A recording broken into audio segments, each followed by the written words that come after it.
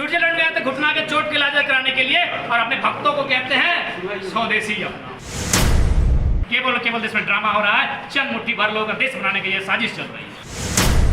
अगर 1932 नहीं तो आने वाले दिनों में झारखंड में नहीं। 1932 हमारी भावना है, 1932 हमारी पहचान है। पहुँचे आप और छात्रों से मिले, क्या कुछ समस्या हजारीबाग में दिखी और हजारीबाग आने का मुख्य वजह क्या था? हजारीबाग आने की मुख्य वजह थी आज जो आंदोलन धनबाद और बोकारो से स्टार्ट हुआ है, वो आंदोलन रामगढ़ रांची तक पहुंचा है, वो कोल्हान तक जा पहुंचा है और गिरिडीह के भी कुछ हिस्सों तक वो आंदोलन पहुंचा है, लेकिन हजारीबाग उससे अछूता था और उसी क्रम में आज हजारीबाग आना हुआ। क्योंकि यहाँ आने का कारण और एक था छात्रों की समस्या। क्योंकि हजारीबाग मैंने काफ़ी दिनों से आज ये एक एजुकेशन हब क्षेत्र है। यहाँ अगर पढ़ने वालों की तादाद कहें तो मैंने अन्य जिलों की तुलना में काफ़ी ज़्यादा है। जो अन्य जिलों के छात्र यहाँ पढ़ने आते हैं, एजुकेशन का हब है और स्टूडेंट यहाँ जमाड़ा होता है, लेकिन स्टूडेंट यहाँ बहुत प्रताड़ित है। आर्मी के साथियों का दर्द, उनके आज तक अभी एडमिट कार्ड इशू नहीं हो पाया है। उन्हें दौड़ निकालने के बाद लगभग 95% प्रक्रिया को कर लेने के बाद भी आज भी अपनी बहाली से वंचित है। उसके बाद जो टीचर बहाली +2 जिसमें पॉलिटिकल साइंस, उर्दू और 2 अन्य लैंग्वेज है जिनको शामिल नहीं किया गया है, जिससे जो छात्र हैं, जो अभ्यर्थी हैं या फिर जो तैयारी करने वाले प्रशिक्षु वर्ग हैं, उन्हें भी काफ़ी समस्या का सामना ही नहीं अपितु उन्हें ठगा हुआ महसूस हो रहा है। अपने ही राज्य में उस विभाग से शिक्षा प्राप्त करने के बाद, ऊंची शिक्षा प्राप्त करने के बाद, अपना एड़ी चोटी अपना एक जीवन का एक बहुत बड़ा समय इन्वेस्ट करने के बाद उन्हें ठगा हुआ महसूस हो। तो उसी क्रम में आज हजारीबाग आना हुआ। हम लोग जो भी मुद्दे यहाँ छात्र के खिलाफ सरकार के माध्यम से तैयार किए जा रहे हैं, उन पर हमारी लड़ाई होगी। वो लड़ाई सड़क से लेकर सदन तक होगी और हम लोग उस लड़ाई को तब तक लड़ेंगे जब तक एक पॉजिटिव सकारात्मक आश्वासन और पहल सरकार की ओर से ना हो। अन्यथा वो लड़ाई धीरे धीरे विद्रोह का भी रूप लेगी, तो इसमें हम लोग पीछे नहीं हटेंगे। छात्रों और अभ्यर्थियों की बात करने वाले जयराम अग्निपथ स्कीम को किस नज़रिए से देखते हैं? देखिए, अग्निपथ स्कीम अगर ये नई स्कीम होती और पुरानी स्कीम भी चलती तो शायद हम इस पर कुछ बात नहीं करते। लेकिन अगर पुरानी स्कीम को बंद कर रहे हैं, जिसमें 18 साल की आदमी होती थी, 18 साल, ये केवल 4 साल की होगी, तो इसका भाई विरोध करना चाहिए। क्योंकि देखिए, इससे पहले जो भारतीय जनता पार्टी की जो सरकार है केंद्र में, कहीं ना कहीं उनकी मंशा है कि चंद मुट्ठी भर लोगों के हाथों में देश को सौंप दिया जाए। उसी क्रम में किसान आंदोलन हुआ था।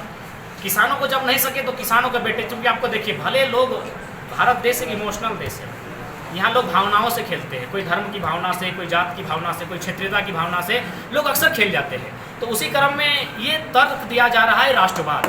तो मैं पूछना चाहूँगा कि राष्ट्रवाद केवल कामगार, किसान, मजदूर, जो गांव में रहने वाले लोग हैं, उन्हीं के लिए राष्ट्रवाद है, या फिर जो सेठ, साहूकार, धनी व्यक्ति हैं, उनके लिए भी राष्ट्रवाद लागू होता है? यदि होता है तो चलिए सर्वे करते हैं, देखते हैं आर्मी में कितने परसेंटेज सेठ साहूकार के बेटे हैं। जी नहीं, 1% नहीं होंगे।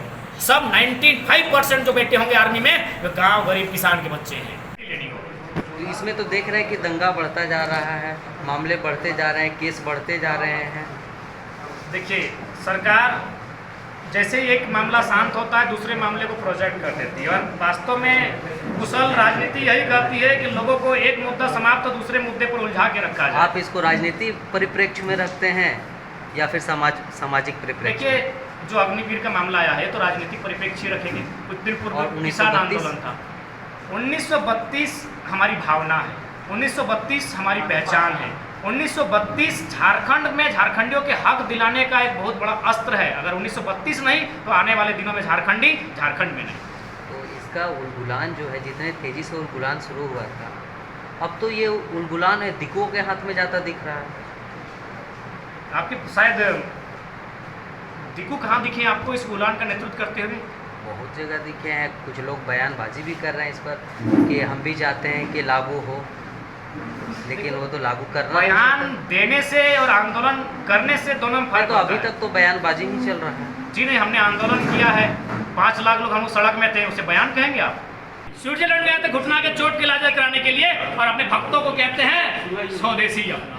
केवल देश की बहुत बड़ी आबादी को यहाँ गुमराह किया जा रहा है राष्ट्रवाद के नाम पर। ये राष्ट्रवाद का मतलब क्या है? राष्ट्र से है कि नहीं है? राष्ट्र में हम हैं कि नहीं है? हम में किसान है कि नहीं है? तो फिर किसान और उसके बेटे हैं कहाँ? किसानों के लिए अब बिल ले आए, काला कानून। अब उनके बेटे को 4 साल, ठीक है, 4 साल भी स्वीकार करेंगे। आप 18 साल की सर्विस को, 20 साल की सर्विस को 4 साल में ला रहे हैं, तो आप 5 साल के प्रधानमंत्री के पद को आप 5 महीना में लाए, खत्म करेंगे। अगर नियम बने तो सबके लिए बने केवल और केवल, चूंकि देखिए कोई ना कोई शक्ति काम कर रही है जो देश में गुलाम की व्यवस्था को फिर लागू करना चाहती है। गुलाम यानी एक वर्ग निम्न वर्ग पर हावी रहे, इनका शोषण करे, इनसे सेवा ले। तो एक बहुत बड़ा वर्ग युवाओं का है और बहुत बड़ा वर्ग किसानों का, क्योंकि भारत किसानों का देश है। किसानों को डैमेज करना चाहा, किसान डैमेज नहीं हुए। अब आया है किसान के बेटों को, क्योंकि ये 99% आप देखें जो 3rd और 4th ग्रेड का वैकेंसी होता है उसमें गाँव का गरीब किसान का बेटा फॉर्म भरता है। कोई सेठ साहूकार, कोई धनी व्यक्ति, कोई कॉर्पोरेट, कोई बिल्डर, बड़ा व्यक्ति का बेटा फॉर्म नहीं भरता है। तो यदि ये राष्ट्रवाद है तो हम कहना चाहेंगे राष्ट्रवाद का ठेका गांव के गरीब किसान ने लेकर रखा है। चाइनीज सामान का बहिष्कार करने का ठेका गांव के गरीब ने लेकर रखा है और अमिताभ बच्चन भी वो का प्रचार करेगा। केवल देश में ड्रामा हो रहा है, चंद मुट्ठी भर लोगों का देश बनाने की ये साजिश चल रही है।